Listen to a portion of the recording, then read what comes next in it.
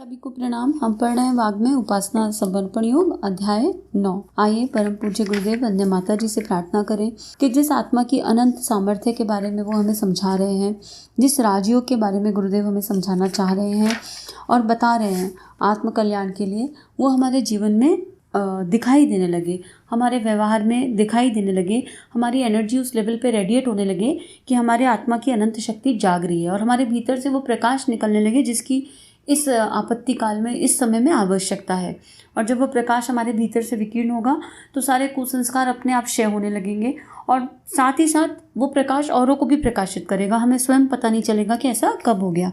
आइए पूरे दिल से यही प्रार्थना करते हैं और इसी प्रार्थना के साथ आगे बढ़ते हैं। अब गुरुदेव हमें लास्ट स्वाध्याय में समझाना चाहते थे कि गुरुदेव की चेतना कह रही है कि श्रद्धा, विश्वास, साहस, धैर्य, एकाग्रता और स्थिरता, दृढ़ता और संकल्प, ये सारे अगर हैं सही से तो फिर आपकी साधना जो है सफल है। और अगर ये सब नहीं है और केवल कर्मकांड के स्तर पर, आप शारीरिक स्तर पर कुछ कर रहे हो प्रक्रियाएं, तो उनका पता नहीं, वो आप खुद देख लो कि उनका कितना परिणाम आएगा या नहीं। तो गुरुदेव कह रहे हैं कि साधना को जो है आप आलसी हो, अनाड़ी हो तो आप अपनी साधना को निष्प्राण बना देते हो। तो अपने आप को देखना है कि हमारे भीतर क्या अंतर आ रहे हैं, क्योंकि हमारी आंतरिक ग्रंथियों का साधना से जागरण हो जाता है और इसीलिए ईश्वर जो है भक्त के वश में कहा गया है। और गोप बालाओं का गुरुदेव वहाँ एग्जाम्पल दे रहे थे कि कृष्ण को अपने आंगन में नचा ले गई गोप बालाएं। क्यों नचा ले गई? क्योंकि उनकी मनः स्थिति बहुत पूर्ण थी, उनकी मनः स्थिति में कोई साकाम भाव नहीं था। वो बस कृष्ण से प्रेम करने के लिए प्रेम करती थी, निस्वार्थ प्रेम करती थी, निष्काम प्रेम करती थी और श्रद्धा भक्ति ही सच्चा आधार है। उसके बाद गुरुदेव बोल रहे थे कि आत्मज्ञान जो है विज्ञान का केंद्र है, सारा विज्ञान वहीं से आया है। आगे गुरुदेव हमें समझा रहे हैं अध्यात्म ही सब कुछ है। हेडिंग का नाम है अध्यात्म ही सब कुछ है। सृष्टि में अनेक प्रकार के आनंददायक पदार्थ हैं, पर वे जड़ होने के कारण स्वयं किसी को किसी प्रकार का सुख दुख नहीं दे सकते।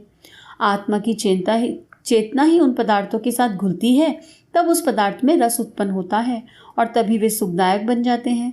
इस संसार में कोई भी पदार्थ ऐसा नहीं जो अपने आप किसी को सुख या दुख दे सके। विजुलाइज कीजिए कोई ऐसा पदार्थ जो आपको बहुत प्रिय हो, नॉन लिविंग थिंग है लेकिन हमें प्रिय है, चाहे वो कोई खाने की चीज़ हो, चाहे आपकी गाड़ी हो, चाहे आपका गैजेट हो, आपका लैपटॉप हो, कोई भी सांसारिक चीज़ हो, उसमें अपना कुछ नहीं है, वो अपने आप में जड़ है। लेकिन जब हमारी इंद्रियां उसमें जाके मिल जाती हैं, जब हमारी फीलिंग्स उसमें जाके मिल जाती हैं, तो उस पदार्थ में रस उत्पन्न होने लगता है। मतलब सामने खाने की चीज़ देखी और जीभ पर पानी आया, खाने की चीज़ सामने है लेकिन परिवर्तन मेरे भीतर हो रहा है। क्यों हो रहा है वो समझने की ज़रूरत है, क्योंकि उस पदार्थ के साथ हमने अपनी चेतना को मिला दिया, अपनी भावनाओं को मिला दिया और फिर वो सुखदायक बन गया। तो ये गुरुदेव कह रहे हैं कि डिपेंडेंसी हमने खुद क्रिएट करी है बाहर की चीज़ों पे, खुद। बाहर की किसी चीज़ में इतनी क्षमता या ताकत नहीं है। संसार में अनेक सुंदर दृश्य पदार्थ मौजूद हैं, पर अपनी आंखें जाती रहें, दिखाई न पड़े तो सृष्टि के सभी पदार्थ अदृश्य हो जाएंगे, सर्वत्र अंधकार ही छाया दिखेगा, दृश्य पदार्थों की सारी सुंदरता नष्ट हो जाएगी। संसार में बहुत बहुत मधुर शब्दों की ध्वनि होती है, पक्षियों का कलरव, मेघ गर्जन, मधुर भाषण, प्रेम आलाप, बालकों की तोतली बोली, गायन, वाद्य प्रवचन आदि बहुत कुछ सुनने योग्य इस संसार में मौजूद है। पर ये सब तभी तक है जब आपके कानों में चैतन्य तत्व जागृत है। यदि कानों की सजीवता जाती रहे तो यह सारी शब्दधारा समाप्त हो जाएगी, तब सर्वत्र नीरवता का ही साम्राज्य दिखेगा। एग्जाम्पल कितना सुंदर है। सारी सृष्टि बहुत सुंदर है अगर आंखें हैं और दिखाई दे रही हैं, और आंखों से हम खाली मात्र देख नहीं रहे, हम भावनाएं उसमें मिला दे रहे हैं, तो वो प्रकृति का दृश्य सुंदर हो रहा है। और जिसकी भावनाएं नहीं मिल रही, कुछ लोगों को प्रकृति से बहुत प्यार होता है और कुछ को बिल्कुल प्रकृति समझ नहीं आती, उनको देख के समझ ही नहीं आता कि इसमें देखना क्या है, इसमें अच्छा क्या है और इसमें किस चीज़ से आनंद उठाना है। तो एक ही प्रकृति, एक ही चीज़ किसी को आनंद दे रही है और एक ही चीज़ किसी को आनंद नहीं दे रही है, और एक ही चीज़ किसी को नेगेटिव फीलिंग भी दे जा रही है। तो चीज़ तो वो एक ही है सामने, लेकिन 3 लोगों हैं, 5 लोग हैं, तो उनके अनुभव अलग अलग हैं। क्यों? अपने चित्त की वृत्ति के अनुसार अनुभव है। जितना मिक्स कर देंगे उतना उसमें, जितना खो जाएंगे उतना अनुभव हो जाएगा। ऐसे गुरुदेव कह रहे हैं, अब किसी को म्यूज़िक बहुत पसंद है, किसी को किसी तरह का म्यूज़िक पसंद है, किसी को चिड़िया की चहचहाट पसंद है तो किसी को गाने सुनना पसंद है, किसी को छोटे बच्चे की आवाज़ अच्छी लगती है। जैसी हमारी प्रवृत्ति, हमने जहाँ अपने मन को लगा लिया, जहाँ अपनी भावनाओं संवेदनाओं को मिला दिया, वो अच्छी। अब हर माँ को अपने बच्चे की तोतली बोली तो अच्छी लगती है, लेकिन क्या दुनिया के सारे बच्चों की अच्छी लग रही है? अपने आप से प्रश्न करने वाली बात है, क्योंकि वहाँ अपना दिख रहा है ना, कुछ वहाँ खुद जोड़ दिया, खुद से कुछ को खुद को जोड़ दिया। तो गुरुदेव यही कह रहे हैं कि सारी चैतन्य तत्व अपने अंदर है, हम अपनी इंटेंशन एनर्जी को कहाँ ले जा रहे हैं हम पे डिपेंड करता है। जीवा में कोई रोग हो जाए, मुंह में छाले पड़ जाए या स्वाद इंद्रियों में कोई विकार आ जाए, तो फिर संसार के सुस्वाद पदार्थों की क्या विशेषता रहेगी? उत्तम से उत्तम भोजन भी मिट्टी जैसा स्वादहीन लगेगा। नपुंसकता या कोई और मूतेंद्रिय का रोग हो जाए तो काम सेवन की सुविधाएं रखते हुए भी उस संबंध में कोई आनंद शेष न रहेगा। पेट की पाचन प्रक्रिया काम न करे तो पौष्टिक पदार्थों का सेवन भी भला शरीर क्या शरीर पोषण पा सकेगा? यदि मस्तिष्क की सजीवता कुंठित हो जाए, मूढ़ता, स्मरण शक्ति का लोप, उन्माद आदि कोई रोग घेर ले, तो फिर ज्ञान स्पंदन के अगणित साधन होते हुए भी हम क्या लाभ ले सकेंगे? तब विद्यालय, ग्रंथों, शिक्षकों एवं अन्यान्य ज्ञानवर्धक सुविधाओं से भी क्या प्रयोजन सिद्ध होगा? तो ये सेल्फ एक्सप्लेनेटरी है। गुरुदेव एक एक इंद्री पे जा रहे हैं और एक एक इंद्री से हमें समझा रहे हैं कि हम कहाँ अटकते हैं और कैसे अटकते हैं, और कैसे एक नॉन लिविंग थिंग हमें अपनी तरफ अट्रैक्ट कर लेती है और हम उसमें खो जाते हैं। अभी कितने लोगों की साधना चल रही है, तो कितने ऐसे हैं जो साधना के बाद सोच रहे हैं बस साधना खत्म हो तो क्या क्या खाना है, लिस्ट किधर है। मतलब इस पल में नहीं है कि साधना का अनुष्ठान निभाना है। आई एम सॉरी टू से, हम सबके साथ होता है वो, और धीरे धीरे, लेकिन इसमें कोई बुराई नहीं है, इसका गिल्ट लेने की आवश्यकता नहीं है। धीरे धीरे तो क्लीनिंग होगी, क्लीनिंग का प्रोसीजर है, हो जाएगी क्लीनिंग, लेकिन अपना कदम तो बढ़ाया कम से कम साधना में है। तो ये केवल एक एग्जाम्पल वाली बात है। आत्मा की सूक्ष्म चेतना सारे शरीर का नियंत्रण और संचालन करती है। उस व्यवस्था में रत्ती भर भी अंतर आ जाए तो यह सुंदर, सुगठित, स्वस्थ और सूक्ष्म लगने वाला शरीर भी भार रूप हो जाता है। साधारण सा लोग उठ खड़ा होने पर पीड़ा और परेशानियों का ठिकाना रहता है। फिर कोढ़, क्षय, उपदंश, हैजा, प्लेग जैसा कोई संक्रामक रोग हो जाए तब तो दूसरों का सहयोग भी कठिनता से मिलता है।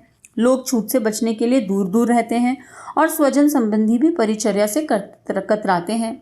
इस प्रकार का कोई विकार खड़ा होने पर जो पहले लोग अपने ऊपर जान देते थे वे ही दूर हो जाते हैं और अपना पिंड छुड़ाने का प्रयत्न करते हैं।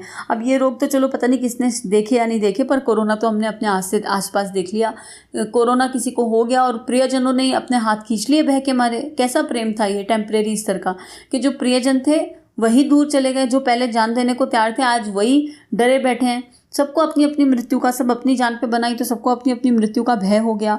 तो गुरुदेव यहाँ ये बोल रहे हैं कि कोई तो है जो इस सारे शरीर का नियंत्रण कर रहा है, कोई है जो हमें बांध के रखा है हर चीज़ से, और वो कौन है? वो हमारी सूक्ष्म चेतना है, आत्मा की सूक्ष्म चेतना है, और वही अध्यात्म है। आगे इसमें गुरुदेव समझा रहे हैं, अपनी निज की विशेषताओं के कारण जो लोग प्रिय पात्र थे वे ही उन विशेषताओं के समाप्त हो जाने पर उपेक्षा करने लगते हैं, शत्रु बन जाते हैं। जिस वैश्या पर यौवन काल में प्रेमी जन चील कौवों की तरह मंडराते हैं, वृद्धा होने पर उसके पास कोई दुख दर्द की भी सुधि नहीं लेने आता। माता से जब तक बालक दूध तथा जीवन धारण करने की सुविधाओं को प्राप्त करने के लिए उस पर निर्भर रहता है, तब तक उससे अत्यधिक प्रेम करता है। माता जरा सी देर के लिए भी बच्चे को छोड़कर कहीं चली जाए तो वह रोने लगता है, उसी गोदी में चिपके रहने की इच्छा करता है। पर जब वही माता बूढ़ी हो जाती है, जवान बच्चे के लिए कुछ लाभदायक नहीं रहती, तब बेटे का व्यवहार बदल जाता है। वह उपेक्षा ही नहीं करता, तिरस्कृत भी करने लगता है। कितना पेनफुल है ये। जहाँ हर रिश्ते में एक्सपेक्टेशन है, वहाँ जैसे ही आपकी जैसे ही आपकी जो एक्सपेक्टेशन है वो पूरी नहीं होगी, आपका व्यवहार सामने वाले के प्रति बदल जाएगा। क्योंकि प्रेम अकारण था ही नहीं, प्रेम के पीछे बहुत सारी चीज़ें छुपी हुई थी अंतर गहराई में। हम मान लो कोई हमसे केवल इसलिए मात्र प्रेम करता है कि हम खाना बहुत अच्छा बनाते हैं और बहुत ही स्वाद खाना बनाते हैं और उसको हमारे हाथ से खाना मिल रहा है।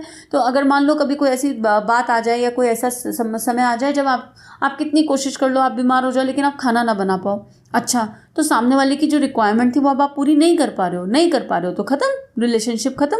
तो अगर प्रेम का आधार, रिश्ते का आधार बीच में कोई टेम्परेरी हैप्पीनेस है, टेम्परेरी लेन देन है, तो वो कहाँ परमानेंट हो सकता है रिलेशनशिप। इसीलिए आत्मा से आत्मा का संबंध ही केवल अमर है, परमानेंट है। और बाकी सब एक माता और बच्चे का रिलेशनशिप में भी देख लिया, गुरुदेव ने समझा दिया। इनफैक्ट माता पिता बच्चे को लाने से पहले 1000 सपने देख लेते हैं, हमारा बच्चा क्या बनेगा, बुढ़ापे का सहारा एंड ऑल। हमारे तो बच्चे को जन्म देते ही 100 मन में भाव आ जाते हैं। मतलब विदाउट एक्सपेक्टेशन तो माँ भी बच्चे को नहीं पाल पा रही है। अगर बॉडी कॉन्शियसनेस में है तभी वो बच्चा जब पढ़ाई में अच्छा नहीं करता तो भय आने लगता है, अरे मेरे बच्चे का भविष्य क्या होगा। कहीं ना कहीं बच्चे के नंबर अच्छे आते हैं तो प्राउड फीलिंग होती है, नंबर लो आते हैं तो आप लो फील करने लगते हो। क्यों हो रहा है ये सब? क्योंकि कहीं ना कहीं छुपी हुई एक्सपेक्टेशंस हैं। ये परिस्थितियां बताती हैं कि आत्मा की सजीवता, सूक्ष्मता और सुदृढ़ स्थिति ही एकमात्र वह तथ्य है जिसके कारण पदार्थों और व्यक्तियों का सहयोग, सुख और स्नेह प्राप्त होता है। इसमें कमी आने पर व्यवहार ही बदल जाता है, अपने पराये हो जाते हैं, मित्र शत्रु में बदल जाते हैं। अपने पास बहुत धन हो, उसकी रखवाली करने के लायक शक्ति शेष न रहे तो वह धन ही प्राणों का ग्राहक बन जाता है। स्वजन संबंधी भी प्रतीक्षा करते हैं और चोर डाकुओं का लालच बढ़ जाता है। वे किसी बलवान और सुरक्षा संपन्न के ऊपर आक्रमण करने की अपेक्षा दुर्बलों को ही अपना शिकार बनाते हैं। अशक्त व्यक्ति के लिए धन उसकी जान का ग्राहक है। रूपवती स्त्री भी उसके लिए विपत्ति ही है। कारोबार व्यापार आदि में अनेक प्रतिद्वंदी खड़े हो जाते हैं। अपनी मनमानी करने में जिसको भी वह कमजोर व्यक्ति कुछ बाधक लगता है, वही उसे कांटा समझकर रास्ते से हटाने की कोशिश करता है। दुर्बल काया पर अगणित रोगों का आक्रमण होता है। बीमारियां उसे अपना घर बना लेती हैं। मरने पर तो इस देह को जल्दी से जल्दी घर से निकालकर बाहर करना और उसे नष्ट करने की व्यवस्था करनी पड़ती है। इस पैराग्राफ में गुरुदेव काफ़ी कुछ कह गए। अगर ध्यान से देखा जाए 3 इंपॉर्टेंट चीज़ें हैं। क्या ये सारी सिचुएशन जो अब तक एक्सप्लेन करी गुरुदेव ने, उसमें 3 चीज़ आ रही हैं। आत्मा की सजीवता, सूक्ष्मता और सुदृढ़ स्थिति। केवल ये तीनों चीज़ें अगर हमारे पास हैं, मतलब अगर हमारी आत्मा सजीव है, और वो सजीवता कौन सी है वो आगे गुरुदेव एक्सप्लेन करेंगे, लेकिन आत्मा का सजीव होना मतलब भीतर प्रकाश का जागरण होना, और सबटिल में हम उससे कनेक्टेड हैं, हम अपने भीतर से कनेक्टेड और स्थिर हैं एकदम, तो ही बाकी सारा सहयोग सुख स्नेह दुनिया भर की चीज़ें हैं। नहीं तो हम अपने आप से पूछ लें कि हमने जब किसी से प्रेम किया, मान लीजिए आपने किसी से प्रेम किया और आज आपका उससे मनमुटाव है, तो वो मनमुटाव क्यों हुआ?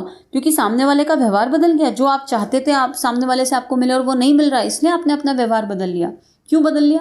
प्रेम टेम्परेरी था, इसका मतलब सच्चा प्रेम किया ही नहीं। तो गुरुदेव यही सब बता रहे हैं कि जो टेम्परेरी चीज़ों का आधार होता है वो कभी ना कभी ख़त्म होने ही वाला है, और जब वो कभी ना कभी ख़त्म होने ही वाला है तो हम सही रास्ते पर क्यों ना चलें, हम उस मार्ग पर क्यों ना चलें। ये अजीब लग रहा है सुनने में, लेकिन हम सब इसको एक्सपेरिमेंट भी कर चुके हैं और एक्सपीरियंस भी कर चुके हैं कहीं ना कहीं किसी ना किसी सिचुएशन में। तो हम अपने आप से अब ये पूछ लें सबसे पहले, अब यहाँ पे दूसरे के प्रेम का आकलन करने ना बैठ जाएं हम कि अच्छा कोई सामने वाला हमसे प्रेम करता है। कोई भी स्वाध्याय केवल अपनी यात्रा, आध्यात्मिक यात्रा के लिए किया जाता है। अपने भीतर जाकर अपने आप को चेक करें कि आज तक कहीं किसी से सच्चा प्रेम किया कि नहीं किया, rather than analysing other people कि अरे ये वाले ने हमको छोड़ दिया, हमको इसने इसलिए छोड़ा होगा क्योंकि हमारे व्यवहार में ये बदलाव आ गया। रेदर देन चेक कि हमने किसी के साथ कुछ ऐसा दोगलापन तो नहीं किया, हमने किसी को ऐसा छल तो नहीं दिया, धोखा तो नहीं दिया कि क्योंकि हमारी इच्छा पूरी नहीं हो रही, अब हमको वो जो चाहिए था वो प्राप्त नहीं हो रहा, तो हम अपनी दुनिया में रम गए। हम सूक्ष्म से प्रेम करते हो या नहीं करते हो, पर हमने अपना रास्ता अलग बना लिया। ये अगर हम कर रहे हैं तो फिर हमें अपने ऊपर विचार करने की आवश्यकता है। परम पूज्य गुरुदेव वंदना माता जी से प्रार्थना की जो इतना सुंदर स्वाध्याय इतनी गहराई से गुरुदेव हमें करवाने की कोशिश कर रहे हैं, इसका अगर एक अंश भी मात्र हम समझ के जीवन में उतार लें तो जीवन धन्य हो जाएगा। तो उसी परम पिता से प्रार्थना कि वो हमें हिम्मत दें, शक्ति दें, हमारे विवेक को, कृपा को जागृत करें अपनी, और उस कृपा से वो विवेक जागृत हो जाए जिस विवेक के आधार पर इस ज्ञान को जीवन में उतारा जा सके। सभी को प्रणाम। हमारे YouTube चैनल को सब्सक्राइब करें और बेल आइकन को दबाकर ऑल पर क्लिक करें ताकि नोटिफिकेशंस आपको मिलती रहें।